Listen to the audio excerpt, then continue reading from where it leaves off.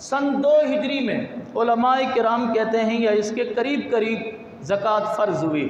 جب اللہ کے نبی صلی اللہ علیہ وسلم مدینہ طیبہ میں تشریف لے گئے تو اللہ تعالیٰ نے مسلمانوں کے اموال پر زکوٰۃ بھی فرض فرما دی کہ ان کے مالوں سے زکوٰۃ لی جائے گی، امیروں سے زکوٰۃ لی جائے گی اور غریبوں کو زکوٰۃ دی جائے گی۔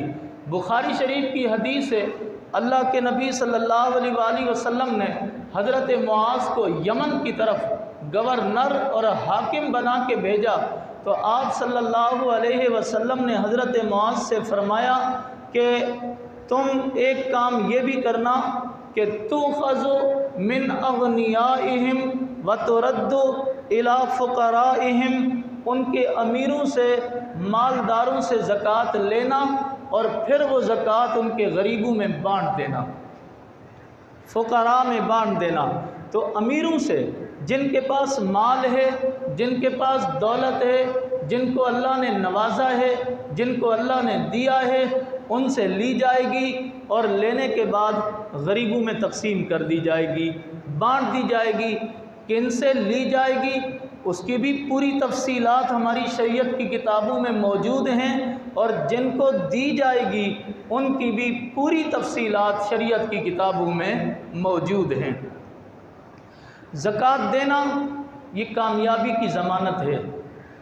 اللہ کے فرضوں پر اللہ تعالیٰ نے جو چیز فرض فرمائی ہے، جتنے بھی فرائض ہیں ان پہ عمل کرنا، یہ انسان کے کامیاب اور نجات پا جانے کی دلیل ہے۔ ایسا شخص جو اللہ کے فرائض پر عمل کرتا ہے، اللہ کی حرام کردہ چیزوں کو چھوڑ دیتا ہے، وہ دنیا میں بھی کامیاب ہے، وہ آخرت میں بھی کامیاب ہو جائے گا۔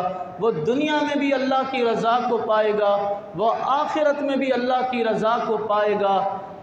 قرآن مجید فرقان حمید میں سورہ بقرہ میں اللہ تعالیٰ ارشاد فرماتے ہیں، شروع کی آیات میں فرمایا الف لام میم ذالک الکتاب لا ریب فیہ، قرآن اللہ کی ایسی کتاب ہے جس میں کوئی شک و شبہ نہیں، ھدی للمتقین، یہ کتاب پرہیزگاروں کے لیے ہدایت ہے، الذین یؤمنون بالغیب، پرہیزگار وہ ہیں جو بن دیکھے ایمان رکھتے ہیں۔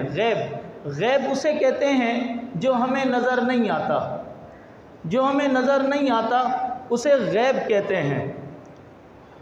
اس دیوار کے پیچھے کیا ہے مجھے پتہ نہیں ہے، لیکن آ کے مجھے کوئی بتاتا ہے کہ اس دیوار کے پیچھے ایک بکری بندھی ہے، میں مان لیتا ہوں، تو میں نے اپنی آنکھوں سے نہیں دیکھا لیکن میں نے ایک ان دیکھی چیز مان لی، اسے غیب کہتے ہیں۔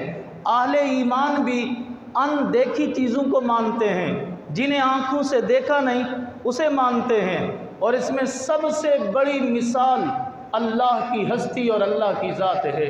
نبی پاک صلی اللہ علیہ وآلہ وسلم نے آ کے بتایا کہ اللہ ہے، وہ ایک ہے، وہی عبادت کے لائق ہے، وہ زمین و آسمان کا خالق اور مالک اور رازق ہے، وہی زمین و آسمان کا چلانے والا ہے، وہی سب سے بڑی اتھارٹی ہے، ہم نے مان لیا، یہ غیب پر ایمان ہے۔ تو اللہ تعالیٰ ارشاد فرماتا ہے کہ قرآن ہدایت ہے کن کے لیے؟ پرہیزگاروں کے لیے۔ پرہیزگار کون ہیں؟ جو غیب پر ایمان رکھتے ہیں۔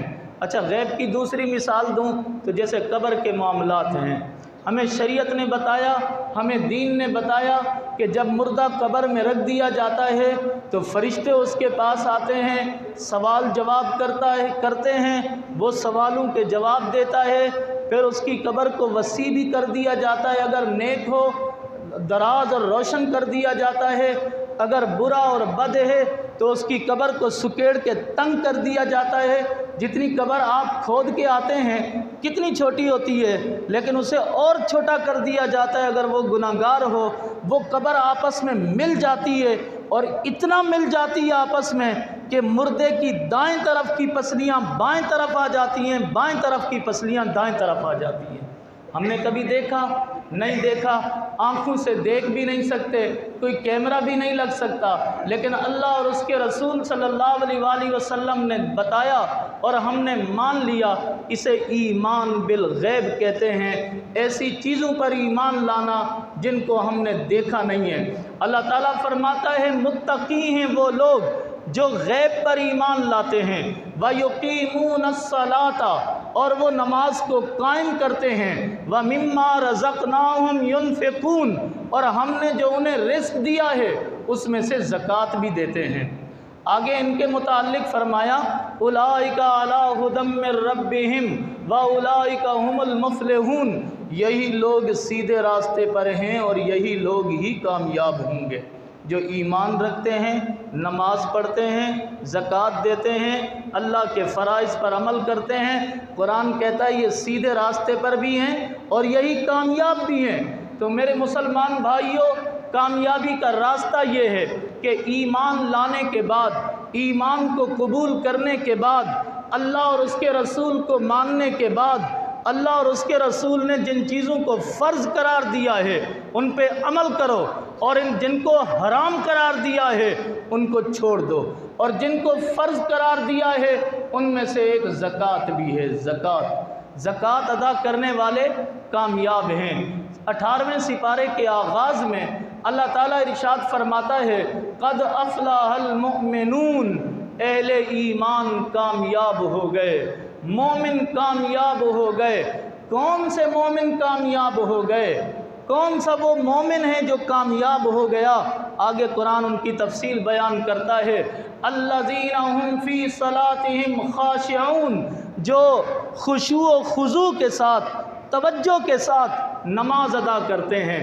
یعنی جب نماز پڑھتے ہیں تو اپنی نماز کو مکمل اور اللہ کا تصور کر کے نماز پڑھتے ہیں۔